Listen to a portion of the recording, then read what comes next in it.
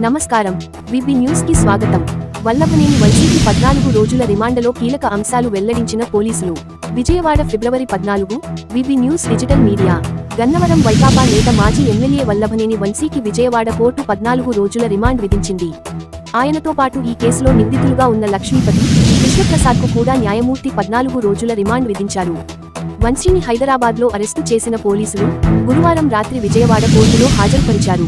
ప్రభుత్వం తరఫున వీరగంధం రాజేంద్ర ప్రసాద్, వంశీ తరఫున పొన్నవోలు సుధాకర్ రెడ్డి వాదనలు వినిపించారు.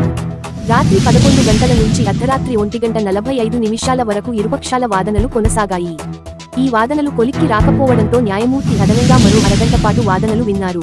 అనంతరం ముగ్గురికి 14 రోజుల చొప్పున రిమాండ్ విధించారు. మరోవైపు వంశీ రిమాండ్ రిపోర్టులో పోలీసులు కీలక అంశాలు వెల్లడించారు. సత్యవర్ధన్ను బెదిరించడంలో వంశీ కీలక పాత్ర పోషించినట్లు తెలిపారు. మరణ భయంతోనే వంశీ అనుచరులు చెప్పినట్లు సత్యవర్ధన్ చేశారని పోలీసులు గుర్తించారు.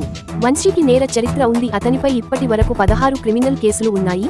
ఎన్టీఆర్ జిల్లా సిపి ఆదేశాలతో 4 ప్రత్యేక బృందాలు ఏర్పాటు చేశాం.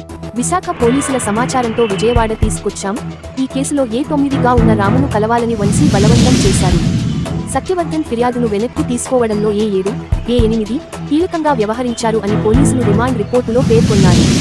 తెదేపా కార్యాలయంలో పనిచేసే సత్యవర్ధన్ను కిడ్నాప్ చేసి దాడి చేశారన్న అభియోగంపై గురువారం ఉదయం వంశీని ఏపీ పోలీసులు హైదరాబాద్లో అరెస్టు చేసిన సంగతి తెలిసిందే. వంశీతో పాటు మరికొందరిపై అట్రాసిటీ యాక్ట్ ప్రకారం నాన్వేలబుల్ సెక్షన్ల కింద పోలీసులు కేసు నమోదు చేశారు.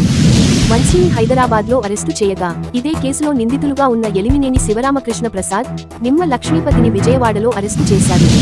మరోవైపు విజయవాడ పడమట పోలీస్ స్టేషన్లో సత్యవర్ధన్ వాగ్మూలం నమోదు చేశారు.